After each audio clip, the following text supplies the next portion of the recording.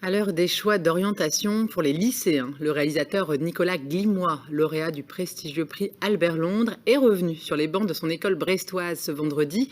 Une rencontre avec les élèves du lycée de l'Iroise dans le cadre du dispositif Un artiste à l'école qui vise à susciter des vocations dans les métiers artistiques. Frédéric Lorenzon a assisté à cette rencontre.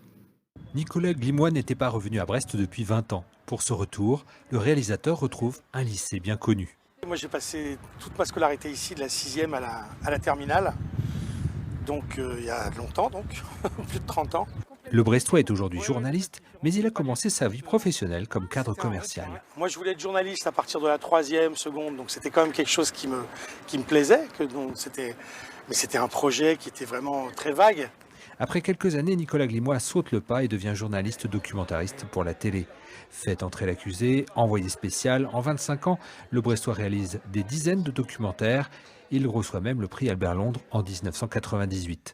Une expérience de journaliste qu'il a choisi de partager avec une cinquantaine d'élèves de terminale. J'avais quand même envie d'être journaliste. Au départ c'était ça. Et je faisais du négoce pétrolier. Et puis finalement j'ai eu une idée d'un film que j'ai proposé et qui a eu la chance d'être accepté. Donc voilà, donc faut pas s'auto-censurer quoi. Pendant 1h30, les questions s'enchaînent. Les élèves ont découvert au préalable 2 documentaires du réalisateur.